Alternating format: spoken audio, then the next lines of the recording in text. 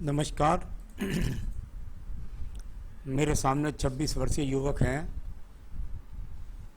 जिनकी वर्तमान में उंगलियों पर क्या गतिविधि है, पर्व इनके क्या कहते हैं, साथ ही साथ रेखाओं का फल मैं यहाँ पर आपको बोलने वाला हूँ। सबसे पहले बात कर लेता हूँ आपकी सबसे छोटी उंगली कनिष्ठा के बारे में। कनिष्ठा उंगली और सूर्य की उंगली के प्रथम पर्व तक पहुँचे तो सर्वश्रेष्ठ उंगली होती है। ऐसे व्यक्ति सही समय पर अपनी शिक्षा को पूरी करते हैं, सही समय पर नौकरी को प्राप्त करते हैं, समाज के अंदर अपनी भाषा शैली का प्रभाव छोड़ते हैं और जीवन में बड़ा अनुशासन के साथ में अपना जीवन व्यतीत करते हैं। प्रथम पर्व मानसिक यहाँ पर पूरी तरीके से मजबूत है, यानी कि कुल मिलाकर बौद्धिक क्षमता अच्छी है, सोच अच्छी रखते हैं, साथ ही साथ बुढ़ापे तक आपकी याददाश्त भी अच्छी रहने वाली है। यहाँ पर सेकंड पर्व जाना जाएगा आपके व्यवहार के अंदर क्रोध की स्थिति के लिए, लड़ाई झगड़ा या कुल मिलाकर अपने कार्य क्षेत्र में लोगों के साथ अनुशासन मत रवैया ना होना। कुल मिलाकर सब कुछ पॉजिटिव है, किसी के साथ लड़ने झगड़ने वाले व्यक्ति नहीं है।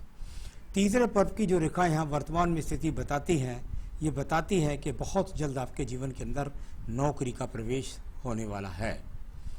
आइए बात करता हूँ आपकी सूर्य की उंगली के बारे में।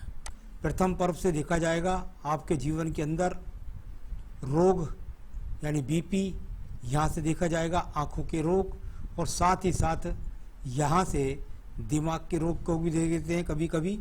तो कुल मिलाकर के कोई यहाँ पर एक्सीडेंट का योग नहीं, किसी प्रकार के बीपी का योग नहीं, किसी प्रकार के डिप्रेशन का योग यहाँ पर नहीं है। सेकंड पर्व पर जाना जाता है राज्य सरकार से लाभ मिलने के लिए। अभी किसी प्रकार से राज्य प्रकार का लाभ नहीं मिला हुआ है और न ही किसी प्रकार का दंड मिला हुआ है। तीसरा पर्व परिवार से सपोर्ट के लिए माना जाता है। शनि की उंगली, बुध की उंगलियां समानांतर चलें तो व्यक्ति को परिवार का पूरा सहयोग भी होता है। यहाँ बात करूँगा मैं आपकी शनि की उंगली के प्रथम पर्व के बारे में, जो बताएगा आपके जीवन के अंदर कोई रोग तो नहीं है। किसी भी प्रकार से प्रथम पर्व पर अभी कोई रोग नहीं है और किसी भी प्रकार से कोई स्थायी रोग की यहाँ पर संभावना भी नहीं है। व्यक्ति कुल मिलाकर खेलों के प्रति रुचि भी रखता है और थोड़ी सी राजनीतिक बातों को सुनने में भी इंटरेस्टेड रहता है। उंगली शनि की सीधी है, इसका मतलब यह है कि शनि की ढैया 7.5 आपके जीवन में कोई आपको परेशान नहीं करने वाली है। सेकंड पर्व पर अभी संयोजन रेखाओं का सम्मेलन बताता है कि अभी आपके जीवन के अंदर यहाँ पर किसी भी प्रकार से आप पर कोई कर्ज का स्वरूप नहीं है।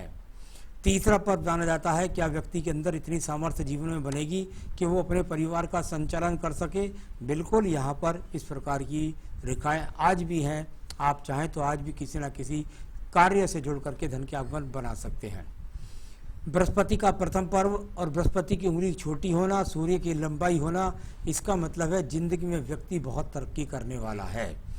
सूर्य की उंगली लंबी हो, बृहस्पति की छोटी हो तो व्यक्ति स्टेप बाय स्टेप अपने जीवन में अच्छी तरक्की करता है।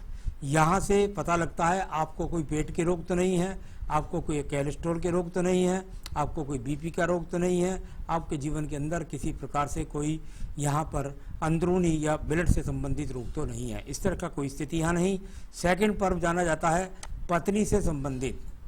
यदि यहाँ पर ये काला स्पॉट होगा तो निश्चित रूप से ये अच्छा नहीं होगा, अगर होगा तो। वैसे ये इंक का निशान है। यहाँ पर जिस प्रकार की रेखाएं हैं बहुत हल्की हल्की हैं, जो प्रेम संबंधों में थोड़ा सा ऐसा कह सकता हूँ तनाव देती हैं। अभी तीसरे पर्व की बात करता हूँ तो संतान सुख सहयोग आपको निश्चित रूप से प्राप्त होगी। चलिए मैं बात करता हूँ आपके बुध पर्व के बारे में, जिस पर खड़ी रेखाएं और पर्वत थोड़ा सा दबा हुआ, यानी धन के आगमन की शुरुआत होगी, जल्दी होगी और थोड़ा सा ज़्यादा ऊंचाई के साथ नहीं होगी। वर्तमान में भी व्यक्ति में इतनी योग्यता है कि वो चाहे तो किसी भी क्षेत्र के द्वारा जुड़ करके धन के आगमन बना सकता है। यानी ये निठल्ले व्यक्ति का पर्वत नहीं है। जीवन में धन अवश्य व्यक्ति कमा पाएगा और अपनी संपन्नता को बनाएगा। जब ज़्यादा रेखाएं होती हैं तो वाणी की और बुद्धि की तीव्रता भी ज़्यादा होती है।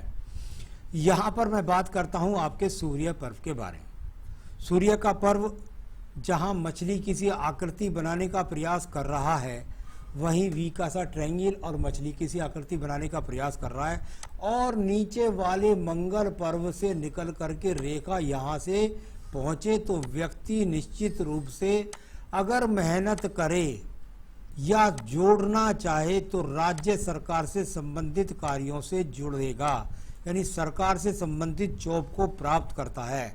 ऐसा व्यक्ति यदि सरकार से संबंधित योग न भी प्राप्त करे तो अपने जीवन में सरकार से संबंधित नौकरी से भी ज़्यादा धन प्राइवेट क्षेत्र के द्वारा कमाता है। तो अच्छा सूर्य पर्व है, यहाँ पर मेहनत करिए, जो भी चाहें आप प्राप्त कर सकते हैं। शनि का पर्व आपका भाग्य का पर्व वर्तमान में थोड़ा सा दबा हुआ है, भाग्य थोड़ा कम साथ दे रहा है, और धीरे धीरे अच्छी रेखा यहाँ पर क्योंकि 2 से 3 खड़ी हैं तो निश्चित रूप से आपको करोड़ों रुपए का व्यक्तित्व आपका बनने वाला है आपके आने वाले जीवन में है। तो ये अच्छी रेखा यहाँ पर है। बृहस्पति का पर्व अगर मैं देखता हूँ तो वहाँ पर चतुर्भुज भी बनते हैं, त्रिभुज भी बनने का प्रयास करते हैं, पैतृक संपत्ति भी व्यक्ति को मिलेगी, साथ ही साथ व्यक्ति के जीवन के अंदर अपनी संपत्ति भी व्यक्ति निश्चित रूप से बना पाएगा। तो यहाँ जरा निम्न है, थोड़ा सा गहराई में है, लेकिन रेखाएं वो हैं जो आपको पैतृक संपत्ति भी दिलाएंगी और साथ के साथ आप अपनी संपत्ति भी भविष्य में अवश्य बना पाएंगे। यहाँ बात करता हूँ आपकी हृदय रेखा के बारे में। इसके बारे में थोड़ा सा मैं आपको बताना चाहूँगा कि हृदय रेखा हृदयांगिनी की रेखा भी होती है। अगर आपके स्वास्थ्य की रेखा होती है, यदि आपको हृदय से संबंधित रोग देती है या अन्य रोग देती है या परिवार के साथ संबंधों में अच्छी स्थिरता को बताती है, तो इसका थोड़ा सा इस तरह से खराब होना निश्चित रूप से आपको अपने जीवन में कुंडली मिलान से विवाह करना चाहिए, वरना व्यक्ति के जीवन में कुछ समय के लिए तनाव पत्नी के साथ अवश्य हो सकता है। साथ ही साथ अभी भी वर्तमान में अपने स्वास्थ्य का जरा ध्यान रखिएगा, और कोई बड़े रोग की बात नहीं है। तो मन के अंदर बहुत सारी इच्छाएं चल रही हैं, इतनी रेखा पर ज़्यादा काट-पीट की रेखाएं बन गई हैं। मैं बात करता हूं आज के मंगल पर्व के बारे में। निम्न मंगल पर्व और बहुत तीव्रगामी रेखाएं, बहुत सारी छोटी छोटी रेखाएं यहाँ पर जा रही हैं, आपकी आयु रेखा से भी आगे जाती हैं, बुद्धि रेखा को भी काटती हैं और आगे तक जाने का प्रयास करती हैं। इन्हें बोलते हैं प्रयासरत रेखाएं। इतनी रेखाएं आगे तक जाती हैं तो निश्चित रूप से व्यक्ति अपने जीवन में मेहनती भी होता है, कर्म भी करता है और कर्म करके अपने आप को स्थापित भी करता है। अभी आपके अंदर मेहनत करने का पूरा जुनून है, ये अच्छी मंगल रेखाएं आपके हाथ की बता रही हैं। मैं बात करता हूं इसके बाद में एक दूसरे पर्व के बारे में, दूसरी रेखा के बारे में, और वो है आपकी बुद्धि रेखा। कुछ बुद्धि रेखा शुरू में थोड़ा सा यव लेगी, फिर उसके बाद चेंज करेगी, फिर थोड़ा सा डाउन, और उसके बाद मंगल पर्व तक जाकर के इस रेखा का संबंध बनेगा। यहाँ से दो मुखी बन गई है, थोड़ा सा अप डाउन है रेखा में। यानी अप डाउन का मतलब दिमाग के अंदर ये रहना कि मुझे जो और तरक्की प्राप्त करनी है, मैं इसलिए नहीं बना हूँ, मैं मेहनत करूँगा। तो ये अच्छी बात है, जिसके कारण आपके जीवन में कभी कभी ऐसा भी होता है कि आपको थोड़ा सा उतार चढ़ाव का सामना या कुछ समय के लिए जॉब में बैठना भी पड़ जाता है। तो थोड़ा स्थिरता के साथ चलिए और अपने जीवन को सफल बनाइए। बुद्धि रेखा ज़्यादा खराब नहीं है, लेकिन इसमें भूख बहुत ज़्यादा है। यहाँ पर बात करता हूँ आपके मध्य मंगल पर्व के बारे में। इसमें कैफी ब्रैकेट्स भी बन रहे हैं, यानी संपत्ति तो आप अपने जीवन में अवश्य बना पाएंगे अपने आप से, इसमें कोई शक नहीं है। ये कोई खराब क्षेत्र नहीं है, कर्म क्षेत्र के हिसाब से, भाग्य के हिसाब से अपने आप में ठीक है। यहाँ बात करते हैं आपके द्वितीय मंगल पर्व के बारे में। यहाँ से क्योंकि एक इंजीनियर हैं आप, तो इंजीनियर या वकालत के क्षेत्र से सफलता प्राप्त करने के लिए सूर्य पर्व की तरफ रेखाओं का संबंध माना जाता है। एक रेखा का संबंध बुद्धि रेखा से भी है, यानी ये रेखाएं यहाँ पर कुल मिलाकर आपके जीवन में मुकदमे, झगड़े, झंझट की वर्तमान की स्थिति नहीं है। ये कुल मिलाकर इस समय सिर्फ और सिर्फ मंगल के क्षेत्रों से, यानी टेक्निकल क्षेत्रों के द्वारा लाभ उठाने की रेखाएं सूर्य पर्व से संबंध बना रही हैं। तो अगर मेहनत करेंगे तो राज्य सरकार की नौकरी प्राप्त कर सकते हैं। नीचे के चंद्र पर्वत के बारे में बात कर लेता हूं। चंद्र पर्वत आपके जीवन के अंदर बताता है, यहाँ पर आपको डिप्रेशन की स्थिति तो नहीं है, आपको विदेश यात्रा के बारे में, अभी को विदेश यात्रा तो नहीं, पर हाँ दूर स्थानों से जुड़ने का संबंध जरूर यहाँ कुछ दिखाई पड़ता है। और साथ ही साथ यहाँ पर आपको गतिमान रेखाएं ज़्यादा हैं जो आपके जीवन में काफ़ी ट्रांसफर्स का सामना भी आपको करा सकती हैं। तो किसी डिप्रेशन की रेखा तो नहीं है, लेकिन कुल मिलाकर प्रयासरत रेखा यहाँ पर छोटी छोटी जो बाकी बिखरी हुई रेखाएं हैं वो इस बात को बताती हैं। अब बात करता हूँ मैं आपकी बुध रेखा के बारे में। बुध रेखा यदि आप देखेंगे तो आपको बहुत सारी रेखाएं दिखाई देंगी। जब ये बुध रेखा इतनी सारी हो तो ऐसे व्यक्तियों को व्यवसाय नहीं करना चाहिए, क्योंकि व्यवसाय करेगा तो उसको बार बार व्यवसाय के अंदर नौकरियों का काम बदलना, व्यापार का बदलना, इस तरह की स्थिति का सामना करना पड़ेगा। ये रेखाएं जब ज़्यादा लग जाती हैं तो व्यक्ति के जीवन के अंदर बार बार जॉब परिवर्तन का सामना या जॉब के अंदर बार बार ट्रांसफ़र होने का सामना भी कराती हैं। तो ये इस तरह की रेखा यहाँ पर बुध रेखाएं हैं। मैं बात करता हूँ इसके बाद आपकी रेखा की, और वो है आपकी भाग्य रेखा।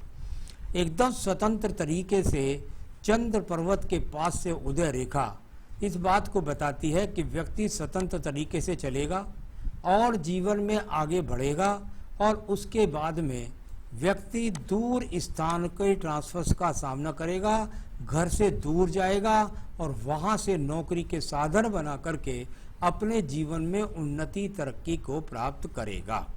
तो ये दूर स्थान से जॉब निश्चित घर समझ लीजिए छूटने वाला है बहुत जल्द।